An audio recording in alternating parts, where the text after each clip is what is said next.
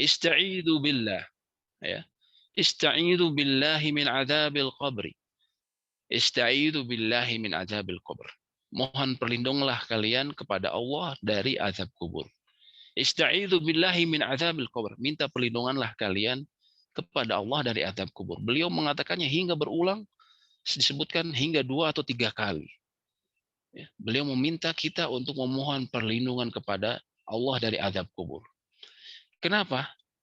Karena kata Nabi SAW, sesungguhnya mereka yang masuk ke alam barzah, yaitu ketika dirinya berpisah dengan dunia, ya, maka akan ada 2 malaikat yang datang kepadanya.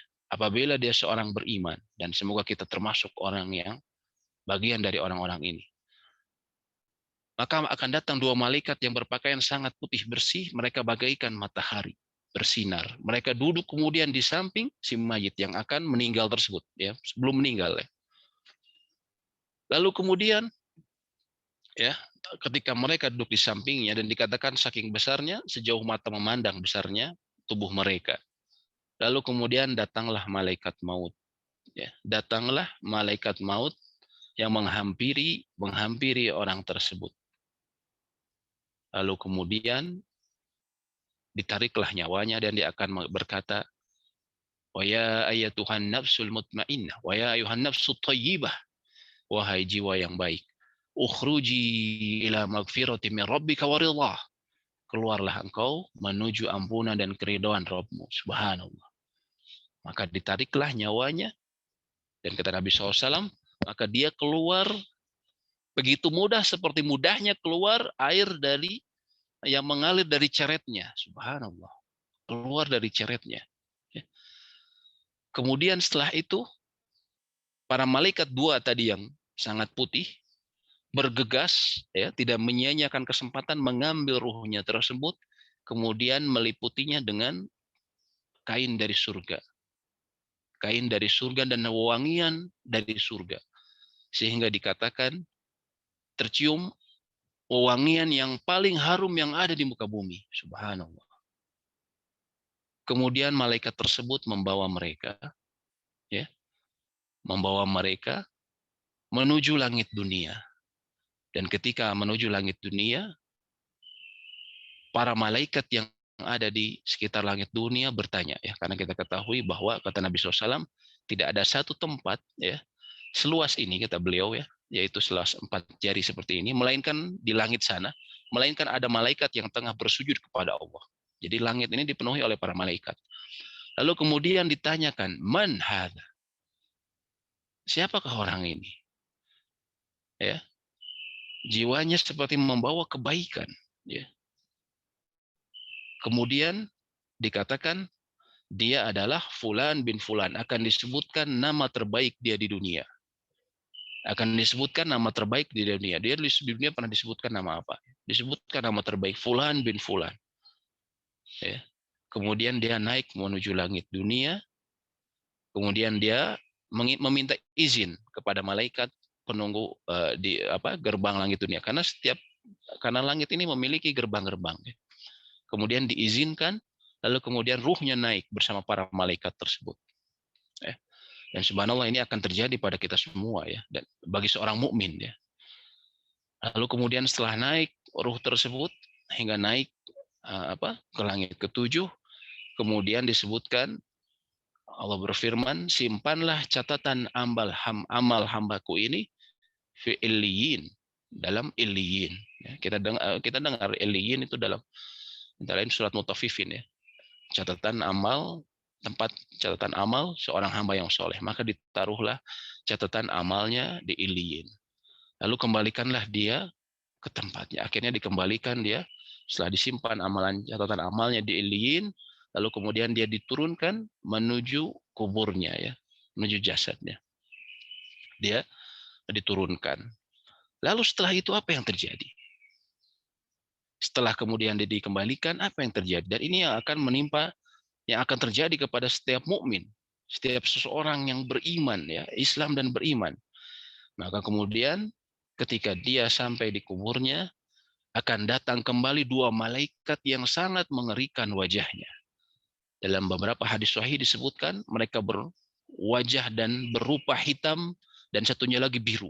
Ya, mengerikan, tidak terlihat ya. Wajahnya secara persis hitam dan biru. Kemudian dia akan bertanya. Man Rabbuka, siapa Rabbmu? Orang mukmin maka dia akan mantap menjawab, Rabbi Allah, Rabbku adalah Allah. Wa ma dinuka, lalu apa agamamu? Dinil Islam, agamaku adalah Islam. Wa ma hadza rajulul ladzi bu'itsa fikum, dan siapakah laki-laki ini yang diutus kepada kalian? Maka dengan mantap dia akan menjawab, Muhammad Rasulullah sallallahu alaihi wasallam. Maka akan terdengar suara, dia benar, hambaku ini benar. Kemudian ditanya, dari mana kau tahu? Qara'tu kitab Allah wa amantu bihi wa usaddiquh.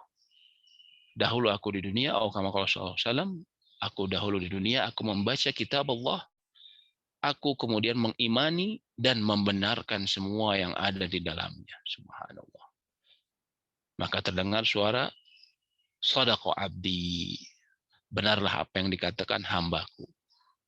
Maka bukakanlah tilam, maka gelarkanlah tilam dari surga. Maka dia diberikan tilam dari surga, lalu kemudian dibukakan pintu surga sehingga dia bisa mencium bau-bau surga. Ya. Dan kemudian kuburnya menjadi taman dari taman surga. Subhanallah. Taman dari taman surga. Lalu kemudian itu pun belum berakhir. Ya, setelah pertanyaan tersebut selesai, datanglah seorang laki-laki, seseorang yang berwajah sangat baik dan berpakaian sangat baik. Ya. Kemudian ditanya, siapakah engkau? Wajahmu membawa kebaikan. Maka dia berkata, bergembiralah dengan apa yang telah dijanjikan kepadamu. Aku adalah amal baikmu dahulu di dunia. Subhanallah. Aku adalah amal baikmu di dunia. Sehingga kemudian dia berkata, ya Rabb, aqimis sa'ah, wahai Rabbku, segerakan akhirat, agar aku bisa kembali kepada keluarga dan hartaku, katanya. Dan subhanallah, maka dia kemudian disebutkan dalam hadis yang lain, dia kemudian tertidur sampai hari kiamat seolah-olah tertidurnya seorang pengantin. Masya Allah. Dan itu yang kita harapkan dari saudara-saudara kita yang beriman, yang telah mendahului kita, dan juga kita berharap akan seperti itu pula. Adapun na'udzubillah yang sebaliknya, na'udzubillah. Mereka yang na'udzubillah tidak ada keimanan pada hatinya. Ya, mereka yang kufur kepada Allah Subhanahu wa taala, na'udzubillah min dzalik, maka yang datang bukan dua malaikat yang bersih, putih, akan tetapi malaikat yang hitam legam disebutkan. Ketika akan menjelang ihtidar atau menjelang kematian dia, maka yang datang adalah malaikat hitam yang dia duduk di samping orang yang akan meninggal ini, sekarat ini. Lalu datanglah malaikat maut. Ya, sama kejadian seperti tadi. Lalu kemudian dia menarik nyawanya dengan sangat keras. Dikatakan dalam kata Nabi SAW, bagaikan besi yang memiliki gerigi, ya, dicabut dari wol yang basah, dari kain wol yang basah yang masih kasar, ditarik ya, menggunakan safud dia disebutnya kayak semacam garpu atau yang penuh besi yang penuh gerigi, ditarik begitu keras. Ya. Kemudian dua malaikat yang tadi ada di sampingnya tidak menyia-nyiakan kesempatan, segera mengambil ruhnya, lalu memasukkannya atau membalutnya dengan kain dari neraka. Na'udzubillah. Dan pada saat seketika terciumlah bau busuk yang pernah, bau yang sangat busuk yang pernah dicium yang ada di muka bumi. Na'udzubillah. Bau yang sangat menyengat ya.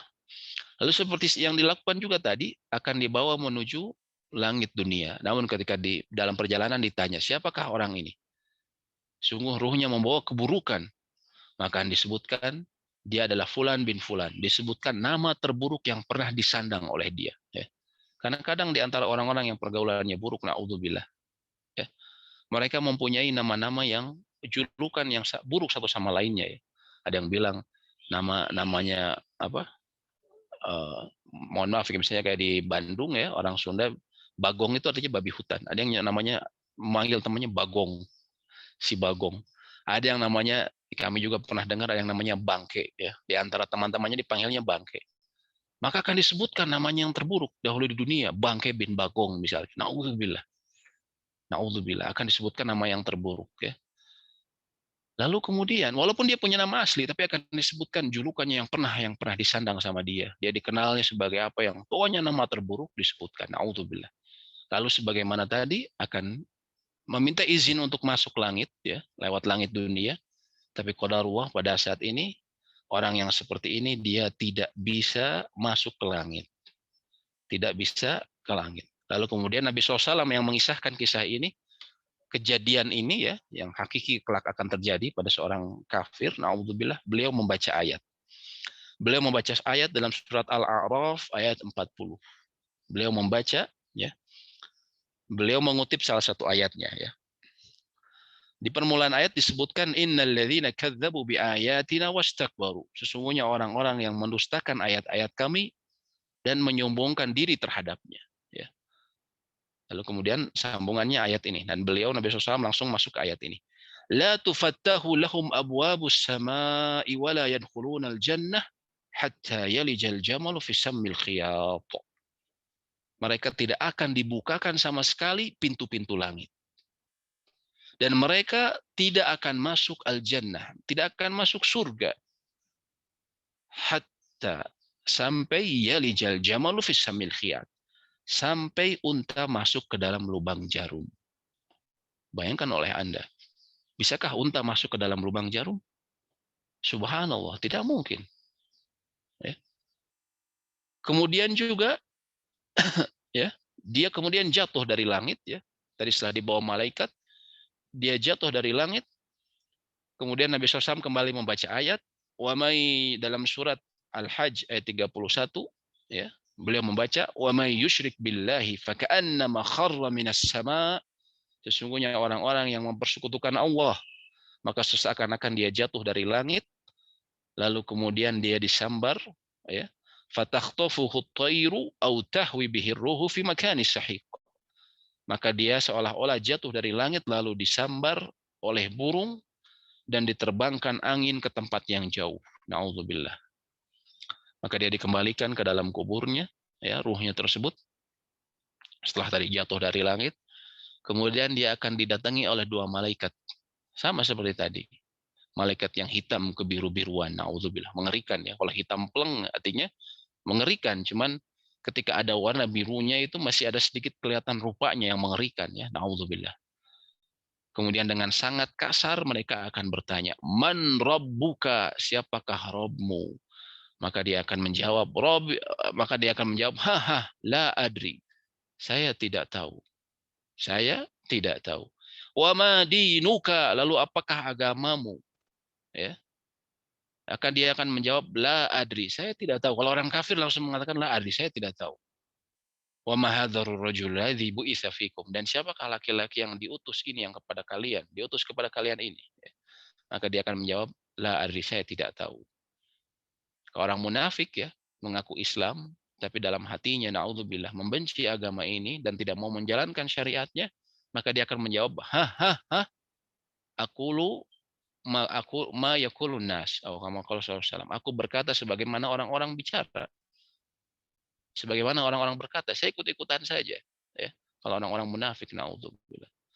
Kemudian malaikat akan berkata dengan sangat keras, Ma daraita wala talait. Ma daraita wala talait. Engkau tidak mengetahui dan engkau dahulu di dunia tidak membacanya, katanya. Membaca petunjuk, maksudnya membaca Al-Quran. Maka kemudian dikatakan dalam sebuah hadis Bukhari, maka dia akan dipukul dengan pukulan dari ya mungkin semacam palu godam ya kalau istilahnya, yang terbuat dari besi yang memukul baina udhunai atau baina udhunaihi, di antara dua telinganya, akan dipukul di antara dua telinganya, kepalanya ya, dengan sangat keras yang teriakan dia bisa terdengar oleh makhluk-makhluk semua yang ada di sekelilingnya illa thaqalaini, kecuali athaqalaini, kata Nabi SAW. Apa athaqalaini itu? Athaqalaini adalah jin dan manusia. Jin dan manusia tidak bisa mendengarkan teriakan orang yang disiksa di dalam kuburnya. Na'udzubillah. Nas'alullah al-afiyah. Lalu setelah itu kemudian datanglah malaikat Setelah itu datang juga seseorang yang sangat buruk rupanya, berpakaian sangat buruk pula, dan ketika ditanya, siapakah dirimu? Wajahmu membawa keburukan, maka dia akan menjawab, aku adalah amal burukmu dahulu di dunia. Aku adalah amal burukmu dahulu di dunia.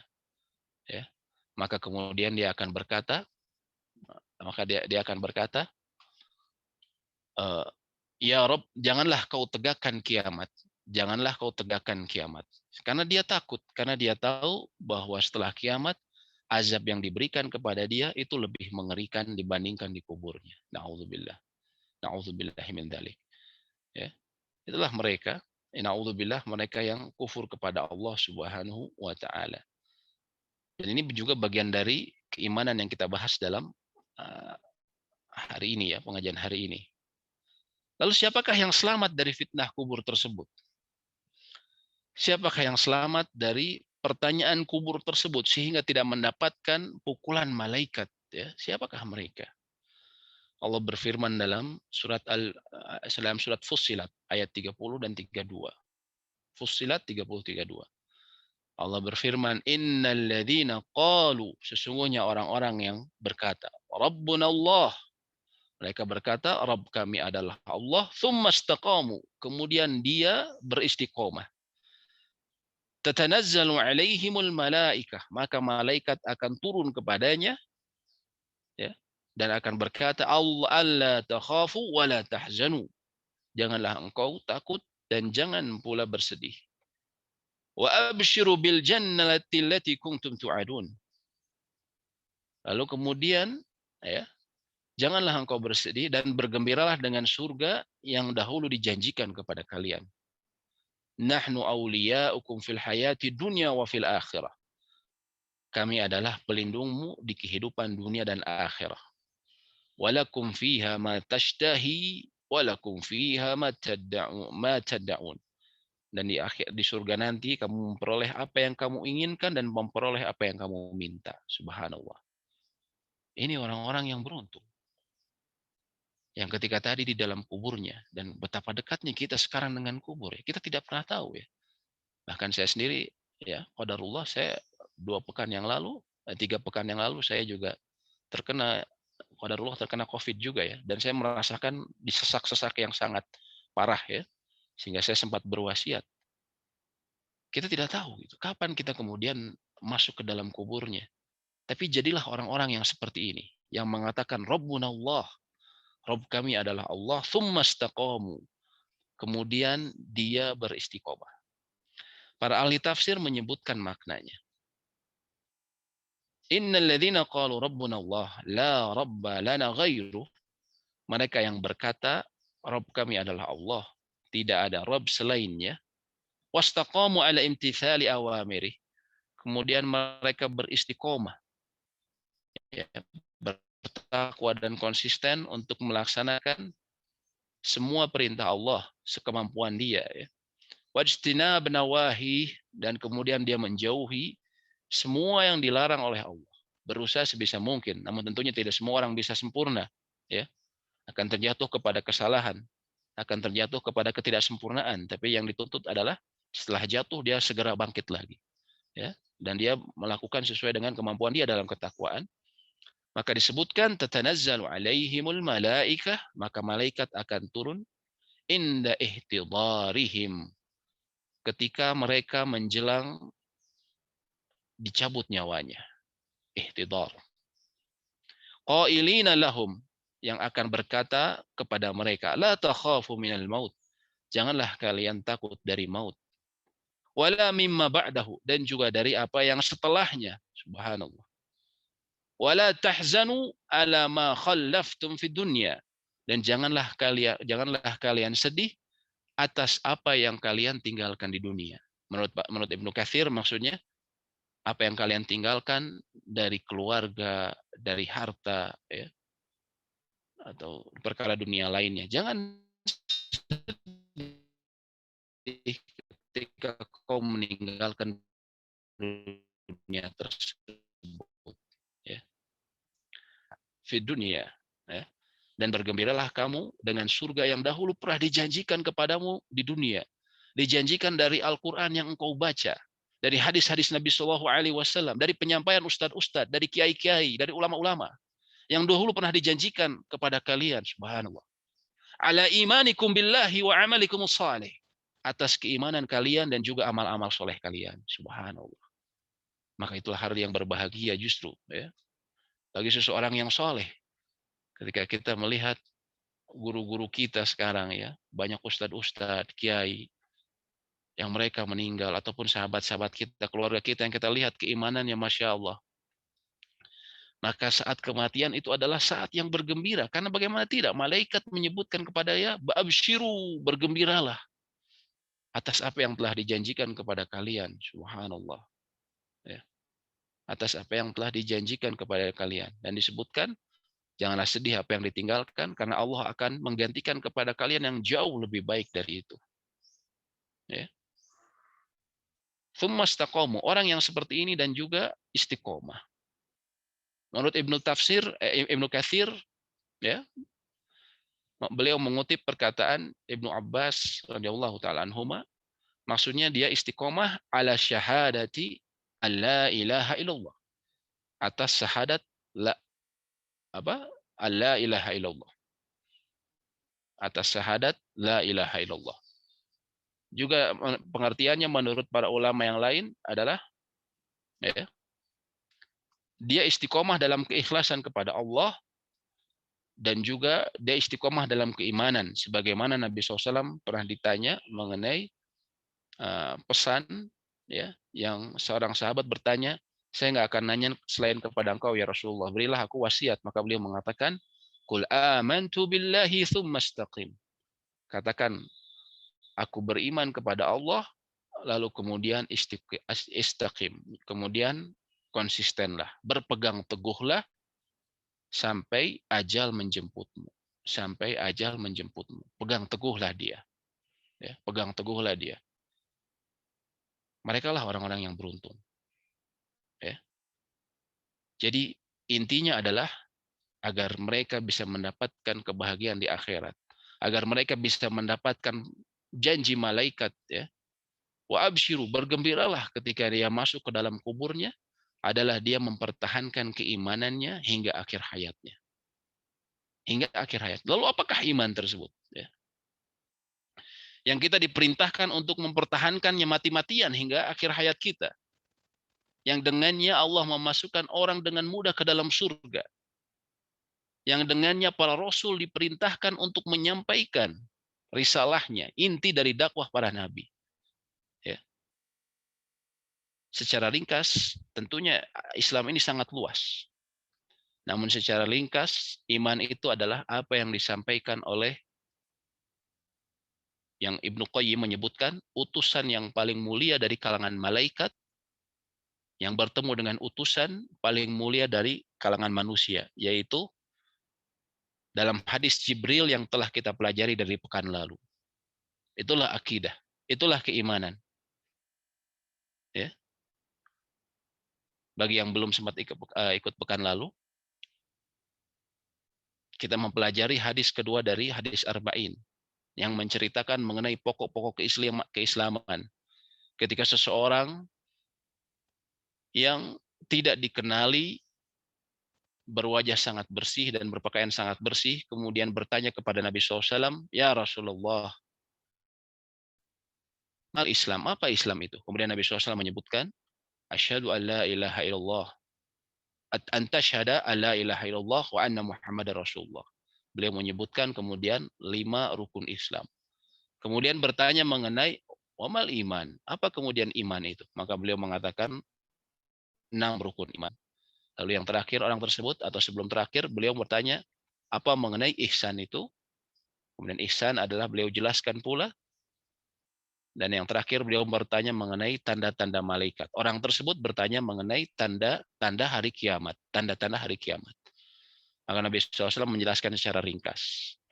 Dan kemudian Nabi SAW mengatakan, Hadza Jibrilu yu'allimukum dinakum. Dia adalah Jibril yang mengajarkan kepada kalian agama kalian. Ya, silakan ditampilkan hadisnya. Sudah belum? Belum mana? Ya. Ya, maka inilah yang kemudian perkara-perkara yang harus kita pegang teguh ya, agar kita bisa selamat dari fitnah kubur. Bisa selamat dari fitnah kubur. Ya. Yaitu perkara-perkara yang disampaikan oleh malaikat yang suci Jibril alaihi salam kepada Nabi Shallallahu alaihi wasallam. Ya. Karena saat itu Jibril menyerupai manusia ya. Kita sebutkan bahwa Jibril ini mempunyai rupa asli. Beliau, kata Nabi SAW, mempunyai 600 sayap, dan satu sayapnya itu sudah cukup menutupi ruang antara langit dan bumi. Ya, saking besarnya Jibril. Ruang antara langit dan bumi, satu sayapnya udah bisa menutupi itu semua. Dan beliau memiliki 600 sayap. Ya. Dan beliau pada saat itu, beliau datang dalam keadaan rupa sebagai seorang badui, ya, seorang Arab badui. Beliau bertanya mengenai Islam. Nabi SAW kemudian menjawab tadi. Beliau menjawab Islam itu adalah rukun Islam disebutkan, kemudian rukun iman dan juga ihsan. Ya, silakan diperbesar sedikit. Ya, ya. Lihat, silakan diperlihatkan artinya.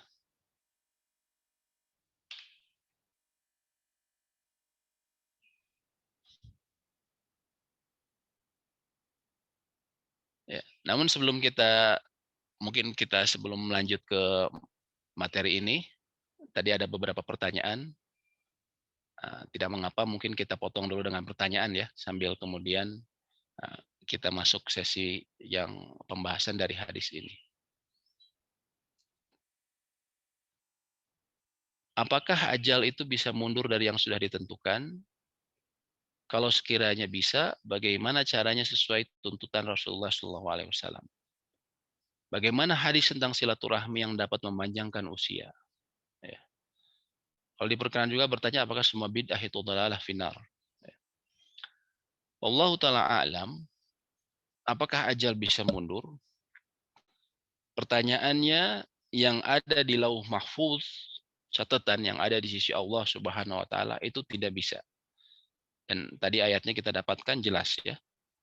Fa idza jaa ajaluhum, bila telah datang ajalnya ya, la yastakhiruna sa'atan wa la yastaqdimun. Tidak bisa diakhirkan ataupun dipercepat walaupun 1 detik ya. Walaupun sesaat sama sekali nggak bisa dirubah.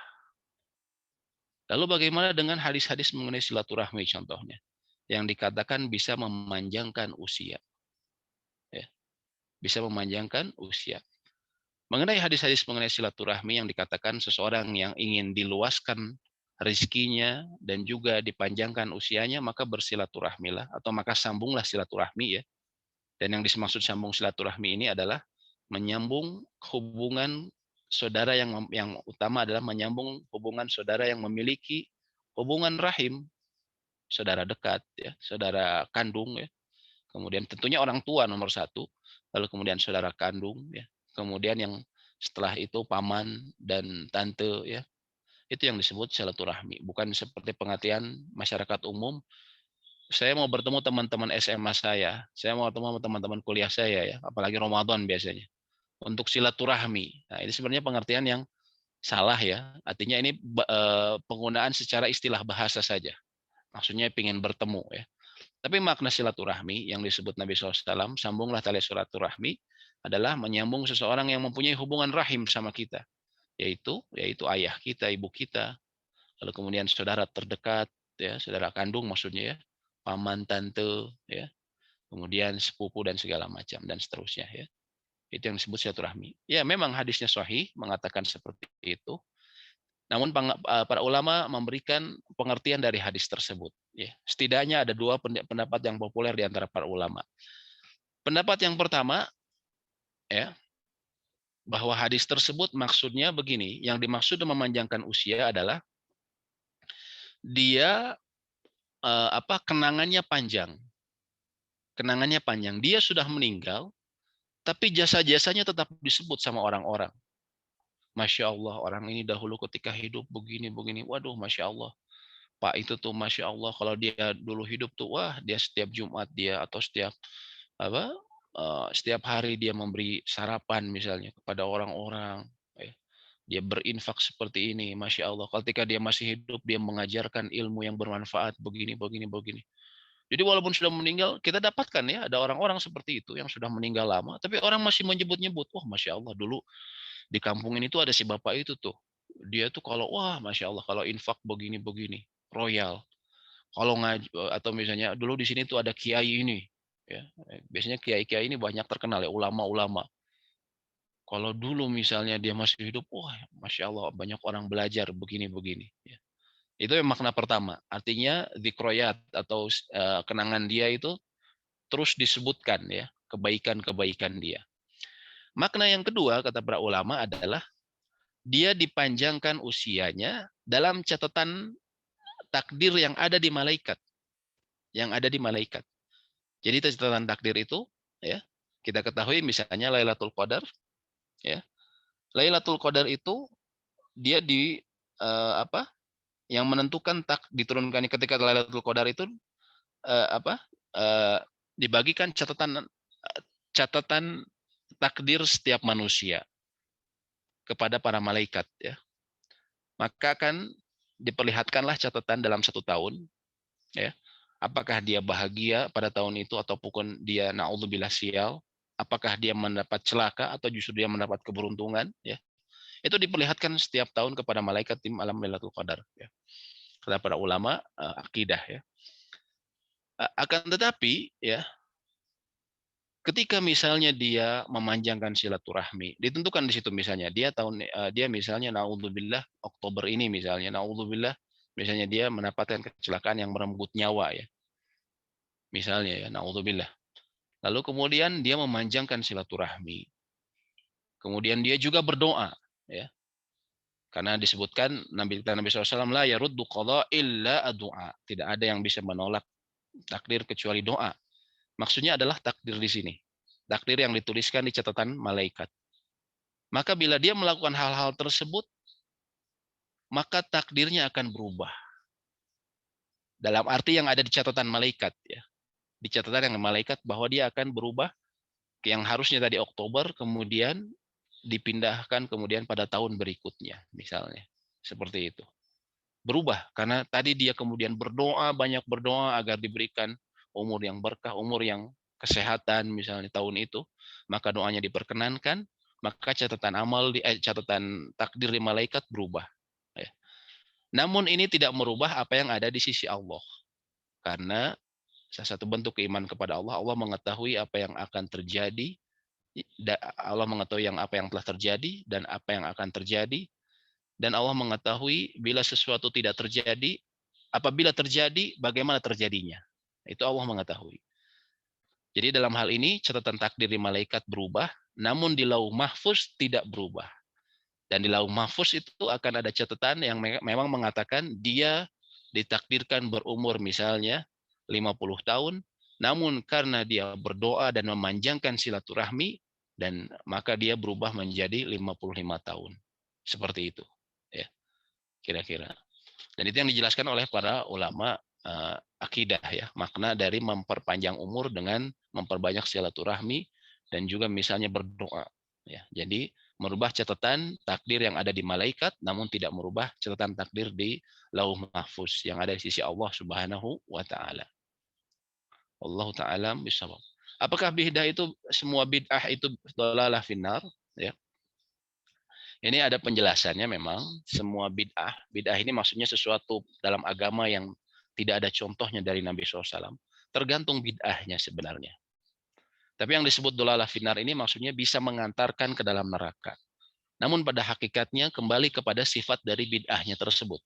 Ada bid'ah yang mukaffirah, yang menyebabkan seseorang menjadi kafir. Na'udzubillah. Misalnya pemahaman yang tidak pernah dipahami oleh para sahabat tentang Allah misalnya. Ya. Misalnya dia mempunyai pemahaman baru mengenai perkara yang akan kita sampaikan, akidah ini ya, mengenai rukun Islam, rukun iman. Dia menambahkan, saya tidak percaya kepada hari akhir. Misalnya seperti itu. Dan dia kemudian misalnya dia seorang guru, ya, seorang ustadz. Dia ajarkan itu kepada muridnya misalnya. Itu pemahaman yang bid'ah yang tidak pernah disebutkan oleh Nabi SAW dan juga para sahabat dan para ulama setelahnya. Ya. Dan bid'ahnya dia itu adalah bid'ah mukaffirah yang mengkafirkan, yang membuat dia jatuh ke dalam kekafiran. Ketika dia tidak mengakui bahwa misalnya salah satu rukun iman, saya tidak mengimani akan adanya kiamat. Saya tidak mengimani akan adanya hari pembalasan. Dan itu saya pernah temukan ya, ada orang-orang seperti itu. Dia sholat, dia umroh, tapi dia bilang saya ini nggak percaya sama hari kebangkitan, pembalasan. Subhanallah, naudzubillah. Ya, nanti kita akan bahas mengenai keimanan ini, ya, bahwa apabila tidak mengimani salah satu dari yang disebutkan oleh Nabi SAW ya, dalam rukun iman dan rukun Islam, maka dia naudzubillah tentunya melakukan bid'ah dan itu merupakan bid'ah yang mengantarkan kepada kekufuran dia. Jadi ada yang seperti itu yang langsung mengantarkan kepada neraka ya bila dia tidak bertobat, juga ada bid'ah yang tidak sampai seperti itu. Akhirnya ada juga bid'ah yang sebenarnya dia menyangka itu sunnah, namun karena keterbatasan ilmu ya, dia melaksanakannya. Ya, tentunya itu kembali kepada Allah Subhanahu wa taala. Wallahu taala alam bisawab.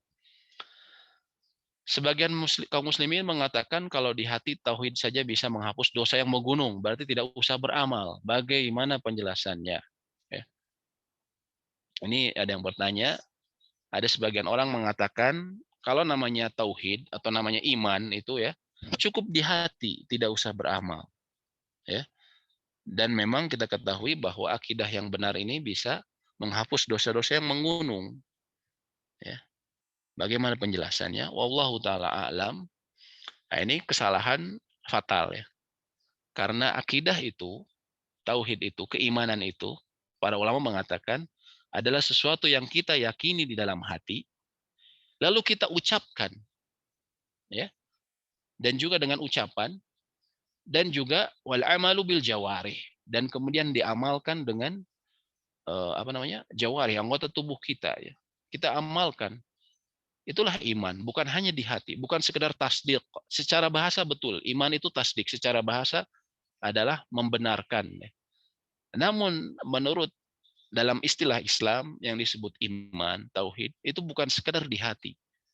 Namun dia juga harus buktikan dengan perkataannya. Dan juga dia harus buktikan dengan amalnya. Dia harus buktikan dengan amalnya. Ya, nanti insya Allah kita akan jelaskan lebih panjang lagi ya.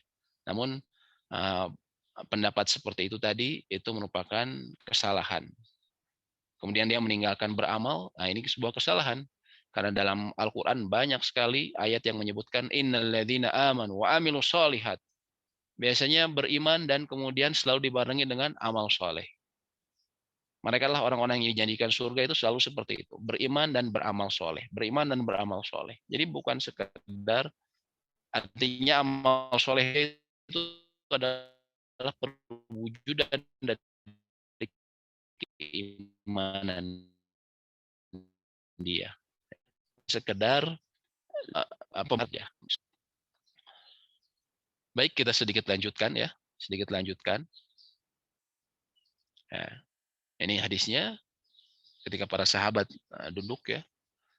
Lalu kemudian ada seseorang yang bajunya sangat putih, sangat hitam, rambutnya bertanya kepada Nabi SAW tentang Islam, maka beliau menjelaskan al-Islamu an tashhada alla ilaha illallah wa anna Muhammadar Rasulullah.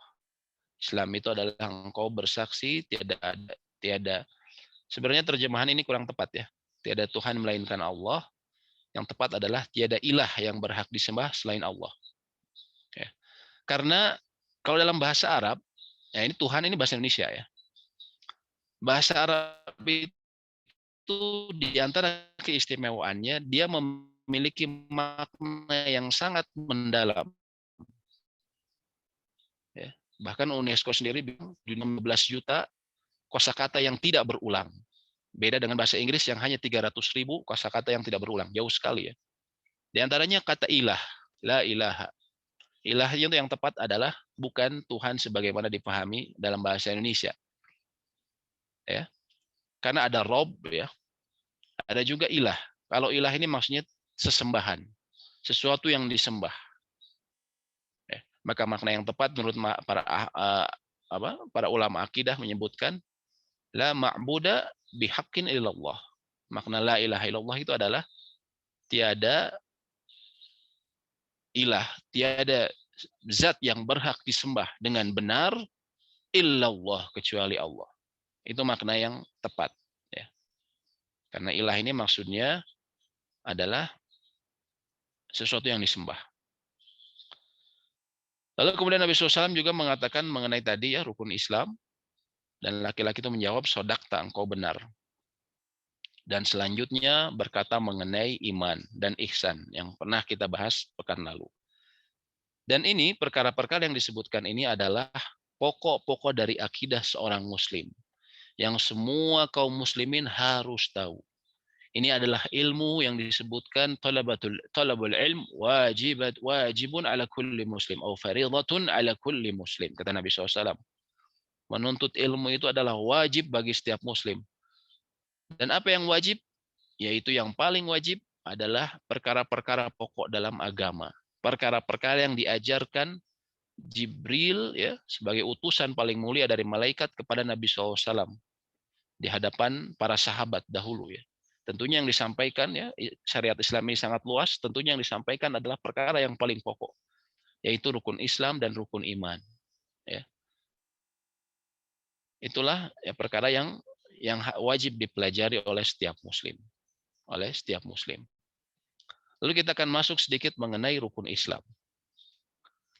Ketika kita berbicara mengenai Islam, apakah Islam itu? Kita harus mengetahui dulu maknanya mengenai rukun Islam. Ya.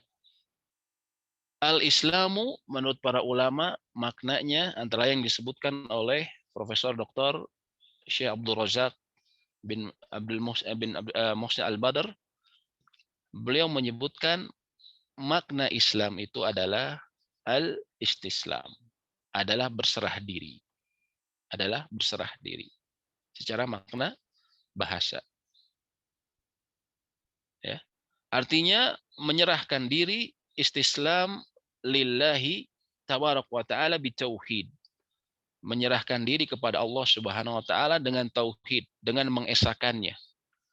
Faman aba an yastaslama lillahi fahuwa mustakbir. Barang siapa yang tidak mau menyerahkan diri kepada Allah, berserah diri kepada Allah, maka dia termasuk orang yang sombong. Wa man istaslama lillahi wa li ghairihi fahuwa musyrik. Dan barang siapa yang menyerahkan diri kepada Allah dan juga kepada selainnya, maka dia jatuh ke dalam kesyirikan. Jadi Islam ini asal katanya dari istislam, menyerah diri kepada Allah, menyerahkan diri, berpasrah diri kepada Allah. Ya. Ini juga sekaligus menjadi bantahan kepada orang-orang yang, contohnya orang-orang liberal ya. Mereka ada yang mengatakan bahkan dulu di Jakarta sempat ada aliran Islam santai katanya. Ada juga Islam tanpa rasa takut, tanpa keterikatan kepada syariat. Kalau begitu, Anda bukan berislam, karena secara bahasa sendiri Islam itu menyerahkan diri.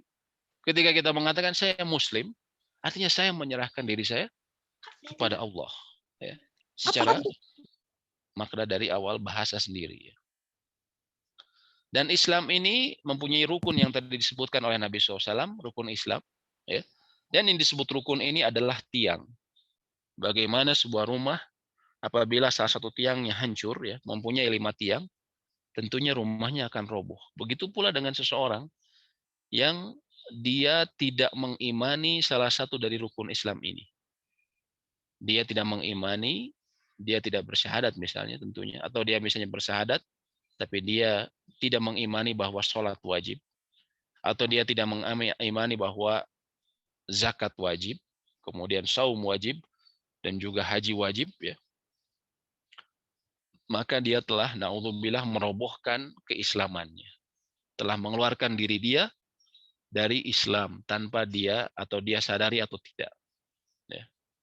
Karena zaman sekarang Masya Allah ya, bahkan ada profesor yang katanya judulnya Profesor Islami mengatakan,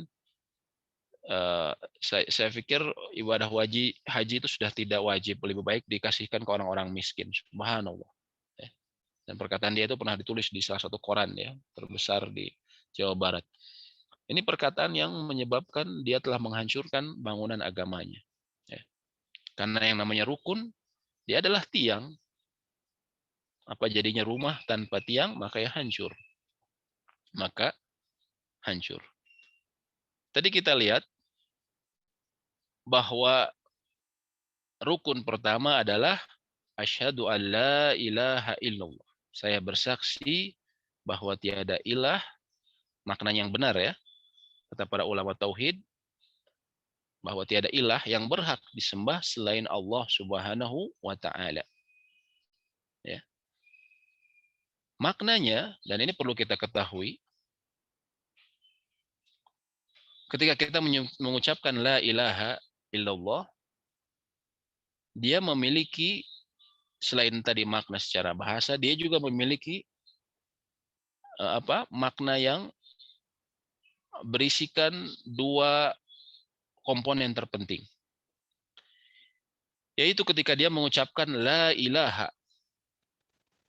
Maksudnya kata para ulama akidah, la ilaha bima'na nafiyan jami'a ma yu'badu min dunillah.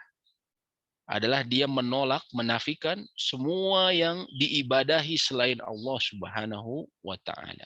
Ketika dia mengatakan la ilaha, semua yang diibadahi selain Allah Subhanahu wa taala. Illallah. Kemudian ketika dia mengucapkan illallah, ini dia harus meyakini muthbitan al-ibadah lillahi wahdahu la syarikalah. Dia menetapkan ibadah ini, semua perkara ibadah hanya untuk Allah saja, tidak ada syarikat baginya, tidak ada sekutu baginya. Tidak ada sekutu baginya. Faman nafa wa lam yuthbit la yakunu muwahhidan. Kata para ulama. Barang siapa yang dia menolak semua sesembahan selain Allah, tapi tidak menetapkan ibadahnya hanya kepada Allah, maka dia tidak termasuk ahli tauhid. Contohnya begini. Contohnya orang liberal. Orang liberal ada yang kemudian dia tidak percaya Tuhan-Tuhan yang disembah selain Islam. Itu mah misalnya Pak menyembah patung, ada yang menyembah Trinitas. Saya nggak percaya semuanya. Dalam hal ini dia sudah bagus. Dia menolak semua sesembahan. Dia hanya meyakini bahwa ada satu Tuhan, tapi saya tidak meyakini yang disembahan selain satu Tuhan ini. Dia sudah menolak. Walam yuthbit, akan tetapi dia tidak menetapkan hanya bagi Allah. Ketika ditanya, lalu kemudian kamu kenapa tidak misalnya beragama Islam? Enggak, saya cuma percaya bahwa ada Tuhan, bahwa ada Allah, tapi saya tidak mau masuk Islam. Atau tidak mau menetapkan Tuhan itu adalah Allah. Maka dia bukan termasuk seorang muslim muwahhid yang mentauhidkan Allah. Begitu juga dan sebaliknya. Orang yang menetapkan Tuhan saya Allah. Gusti Allah Tuhan saya. Saya berdoa Gusti Allah. Tapi di sisi lain dia walam yanfi la yakun muwahhidan. Dia tidak menolak semua peribadahan kepada selain Allah. Artinya di sisi lain dia mengakui bahwa Allah Tuhannya dia, sesembahannya dia, tapi di sisi lain dia tidak menolak orang-orang yang menyembah kepada atau meminta kepada kuburan. Termasuk dia tidak mengingkari orang-orang yang agamanya berbeda, atau bahkan dia mengatakan semua agama itu sama. Ya, walaupun Tuhan saya Allah, agama saya Islam, tapi saya mengakui bahwa semua agama itu sama. Kan banyak zaman sekarang ya. Bahkan di antara mereka itu yang berkata seperti ini, ada yang berlebar, doktor, profesor, katanya dari Universitas Islam ya. Namun kalau kita telusuri, mereka dahulu belajarnya dari musuh-musuh Islam, dari orientalis ya. Dari orientalis. Maka juga dia bukan termasuk muwahhid, orang yang bertauhid. Na'udzubillah. Karena perkataan tadi, la ilaha illallah, itu bukan sekedar perkataan belaka. Memang terdapat banyak keutamaan perkataan ini. Kata Nabi SAW, man qala la ilaha illallah fi akhir hayatihi, atau kama qala SAW, barang siapa yang mengucapkan la ilaha illallah di akhir kehidupannya, dakhalal jannah, maka akan masuk surga. Ya.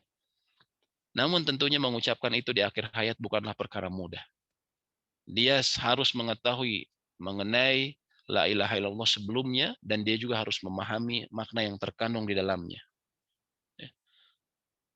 Oleh karena itu para ulama mengatakan, ya, Ketika seseorang mengatakan la ilaha illallah, itu tidak cukup dengan perkataan. Kalau perkataan, orang-orang munafik pun seperti itu.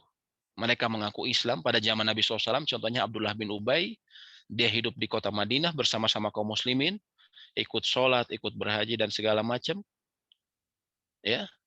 Tapi dalam hatinya mereka menyembunyikan kebencian kepada Nabi SAW dan juga menyembunyikan pengingkar kepada syariat Islam dan mengingkari ketauhidan Allah. Maka Allah sebutkan innal munafiqina fi darkil asfali minan nar. Sesungguhnya orang-orang munafik itu berada di kerak neraka. Nauzubillah. Itu karena apa? Karena la ilaha illallahnya hanya ucapan saja. Tapi dia tidak memahami maknanya, tidak memahami apa yang ditunjukkan oleh kalimat tersebut. Ya. Dan kalimat ini kalimat yang sangat agung. Selain dia merupakan salah satu jalan menuju surga, dia merupakan kalimat yang paling utama yang diucapkan oleh para nabi, kata Nabi SAW. Ya, beliau katakan bahwa kalimat yang paling utama yang diucapkan beliau dan para nabi, terutama di hari Arafah. Hari Arafah ini besok ya, persis besok, ketika jamaah haji berkumpul di Arafah dan memohon ampun kepada Allah, dan kemudian Allah ampuni mereka semua yang hatinya ikhlas. Ya. Maka beliau katakan, perkataan sebaik-baiknya doa pada hari itu, yang juga pernah dibaca aku dan para nabi sebelumku, kata Nabi SAW, adalah la ilaha illallahu wahdahu la syarikalah. Ya. Tiada ilah yang berhak disembah selain Allah, tiada sekutu baginya. Ya. Dan juga itu adalah kalimat yang tadi bisa mengantarkan seseorang ke surga, ya, dan juga bisa membuat kehidupan dia di dunia mendapatkan kebahagiaan. Ya. Itu sedikit mengantar mengenai la ilaha illallah. Karena waktunya tidak memungkinkan, insya Allah kita akan mempelajari makna lebih lanjut dari perkataan ini dan juga rukun-rukun Islam yang lain pada pertemuan berikutnya ya.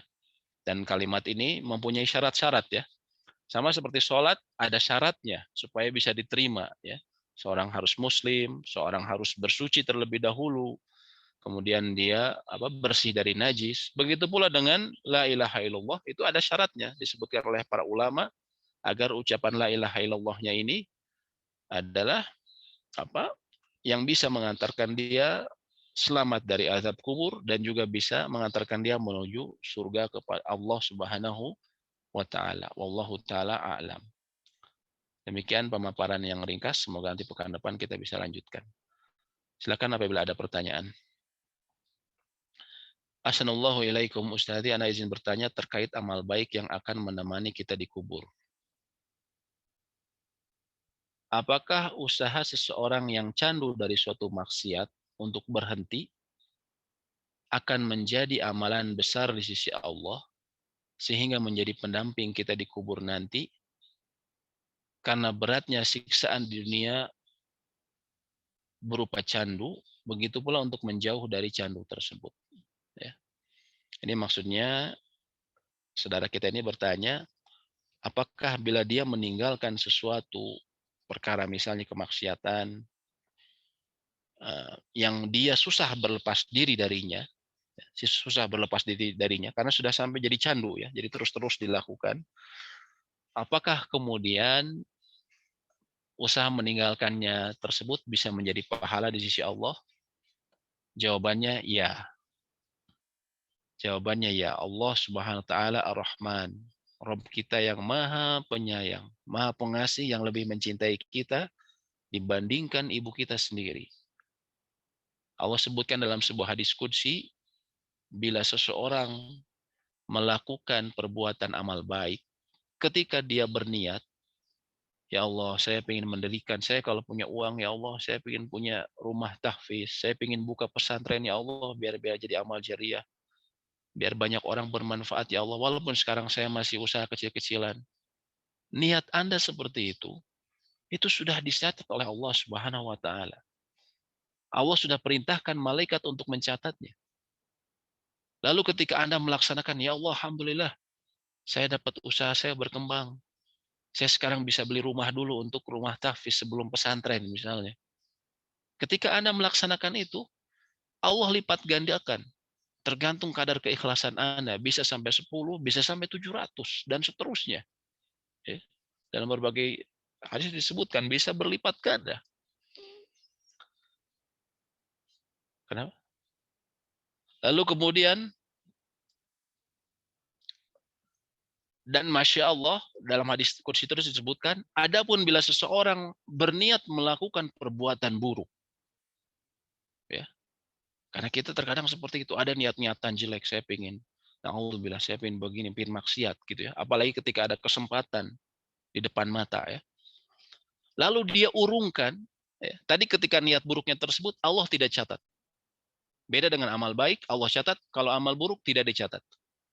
Ketika dia melaksanakan, ketika dia melaksanakan, maka dia akan dicatat sesuai dengan amalan buruknya tersebut. Tidak sama sekali dilipat gandakan. Namun bila dia kemudian mengurungkan niatnya, astagfirullah, ini kan dosa. Saya takut dosa ini berpengaruh kepada kehidupan saya, karena dosa itu bisa berpengaruh, saudaraku, kepada kehidupan kita. Ya, orang diuji penyakit, diuji kesulitan dalam kehidupan itu karena dosa-dosa kita. Kemudian dia beristighfar, astagfirullah, saya tinggalin. Saya nggak mau nih, saya nggak mau jadi keluarga saya kena, naudzubillah, dapat efek buruk dari ini.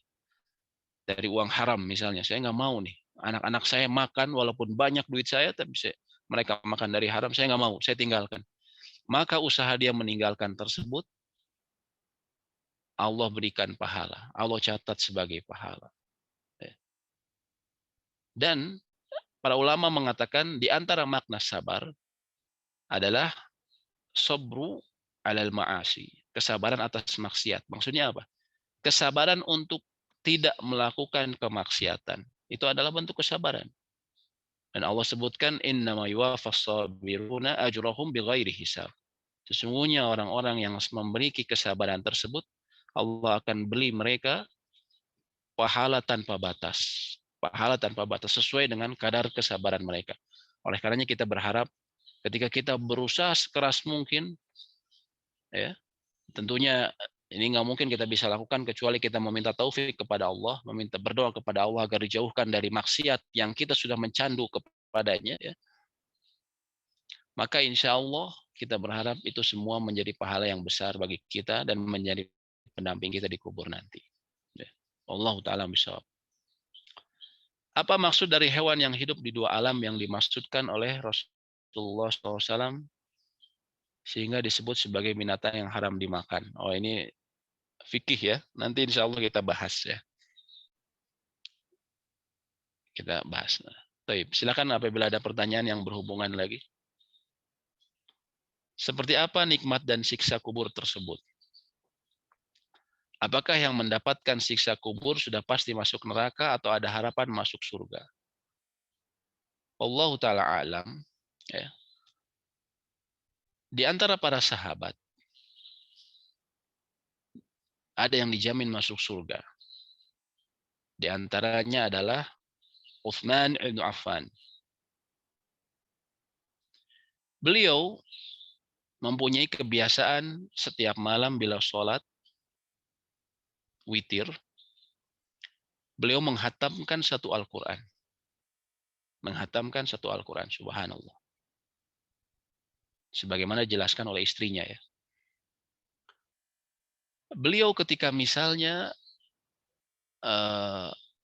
diceritakan mengenai surga dan neraka, beliau mendengarkan, namun beliau tidak menangis. Namun bila diceritakan mengenai kubur, atau beliau melewati kubur, beliau menangis terisak-isak.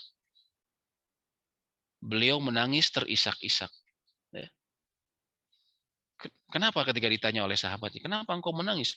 Kita mendengar bicara mengenai neraka dan yang lainnya, engkau biasa saja. Tapi kalau bicara kubur, engkau begitu hebatnya, engkau seolah-olah mendapatkan efeknya ya, sampai menangis dan segala macam. Maka Utsman bin Affan berkata, sesungguhnya kubur itu adalah salah satu dari terminal dari terminal akhirat. Bila seseorang bisa lolos dalam kubur, maka dia akan lolos di selanjutnya, kata beliau. Dan dia bisa, bila dia disiksa di situ, maka dia akan mendapatkan siksa. Ya. Na'udzubillah. Pada yang berikutnya, siksanya akan lebih keras. Ya. Na'udzubillah min dzalik. Itu kata Utsman ibnu Affan. Ya. Di antara nikmat surga bagi seseorang yang beriman, dan semoga kita termasuk bagian dari itu, adalah kuburnya akan dibukakan pintu dari surga. Dan kemudian dijadikan taman kuburnya tersebut. Kita tidak bisa melihat kuburannya sama misalnya di satu pemakaman TPU, tapi di dalamnya kita tidak bisa melihat ada orang-orang yang beriman yang Allah jadikan kuburnya riyadun raudhatun min riyadil jannah, taman dari taman surga, ya. Dan disebutkan wangian surga masuk ke kuburnya, dan dia kuburnya diterangi di dalamnya. Dan disebutkan dalam sebuah hadis bahwa orang yang seperti ini, orang-orang beriman seperti ini, jarak antara kematian dia dengan kiamat itu seperti waktu antara sesaat antara zuhur ke asar. Dan dia tertidur, kata Nabi SAW, seperti tidurnya seorang pengantin. Subhanallah. Pengantin tertidur, subhanallah. Bayangkan, pengantin tertidur. Saat-saat paling bahagia mungkin seseorang ketika menikah dari saat baru pengantin. Ketika tertidur, subhanallah. Ini adalah mereka yang beriman dalam alam barzah. Alam barzah ini adalah alam seseorang setelah meninggal sampai hari kiamat, ya. Seperti itu ringkasnya, ya. Adapun yang naudzubillah yang mendapat siksa, ya, mendapat fitnah kubur, ya, dia gagal dari pertanyaan tadi menjawab, walaupun dia setengah mati hafal, kalau dia tidak memahaminya dan tidak melaksanakannya, maka tadi disebutkan dalam sebuah hadis Bukhari, dia akan dipukul dengan pukulan yang dari sebuah palu dari besi yang sangat keras, yang memukul di antara dua telinganya, yaitu memukul kepalanya. Yang kemudian dia berteriak dengan teriakan yang didengar oleh semua makhluk yang ada di sekelilingnya, kecuali afaqalain, kecuali jin dan manusia. Jin dan manusia tidak bisa mendengarkan teriakan mereka. Ya, jadi teriakannya. Makanya kenapa kita ada orang yang suka iseng nanya ke tukang gali kubur, pernah dengar nggak gini-gini? Oh nggak pernah dengar. Oh berarti nggak ada. Ya ini percuma, karena memang jin dan manusia tidak diperkenankan untuk mendengarkan teriakan ahli kubur. Tidak diperkenankan untuk mendengarkan teriakan ahli kubur. Itu siksanya. Di antara yang membuat seseorang masuk siksaan kubur bagi seorang muslim, ya naudzubillah, adalah dia tidak bercebok ketika dia buang air. Ini menunjukkan betapa besarnya urusan toharoh, ya. Mempelajari masalah fikih dalam ibadah kita. Dia tidak biasa bercebok ketika buang air, maka dia mendapatkan ancaman naudzubillah siksa kubur. Kemudian orang yang namimah, dia ngadu domba orang. Dia bicara ke A, ya. Kamu tahu nggak si B itu bilang begini ke kamu, begini, begini, begini. Wah, masya Allah. Yang A-nya marah. Kalau begitu nanti saya nggak akan kasih orderan lagi kepada dia. Dia bilang ke B, tahu nggak si A itu udah nggak mau supply lagi barang ke kamu. Dia tuh begini, begini, begini. Wah, masa sih? Wah, udah saya akhirnya bermusuhan. Naudzubillah. Orang seperti ini akan membuat dia mendapatkan siksa kubur. Adapun apakah kemudian sudah dipastikan masuk neraka, wallahu taala alam, berdasarkan keterangan yang ada yang kami pahami, tidak semuanya masuk neraka. Karena bisa jadi dia diampuni, ataupun misalnya nanti dia masuk neraka, bisa jadi nerakanya hanya sebentar, ya. Karena masuk neraka ini bila seorang mukmin dia beriman dengan benar, bertauhid, pasti dia akan masuk surga walaupun dicuci dulu di dalam neraka, ya, sesuai dengan kadar dosanya. Apabila Allah menghendaki dia disiksa, maka dia akan disiksa, ya. Dan siksaan di neraka itu yang paling ringan adalah seseorang yang diberikan sendal, begitu dipakai otaknya mendidih saking panasnya, ya. Naudzubillah min dzalik. Jadi belum tentu, ya, belum tentu, bisa jadi Allah bersihkan dia terlebih dahulu, lalu kemudian akan masuk, akhirnya masuk surga. Assalamualaikum. Waalaikumsalam. Semoga Ustaz dan keluarga dan orang tua Ustaz selalu dirahmati Allah. Amin ya rabbal alamin. Apakah surat As-Sajdah termasuk surat yang untuk menghindari fitnah kubur selain surat Al-Mulk yang dibaca setiap hari? Allahu taala alam, surat As-Sajdah saya tidak tahu. Nanti mungkin kita lihat keterangan-keterangannya. Saya tidak tahu, tapi al surat Mulk memang ada penjelasannya bahwa apa namanya? Bahwa surat Mulk salah satu fadilahnya, salah satu keutamaannya bagi pembacanya adalah Allah akan lindungi dia dari fitnah kubur. Allah lindungi dia dari fitnah kubur. Wallahu taala alam. Ya. Silakan bila masih ada pertanyaan yang mau langsung bertanya ataupun mau menulis.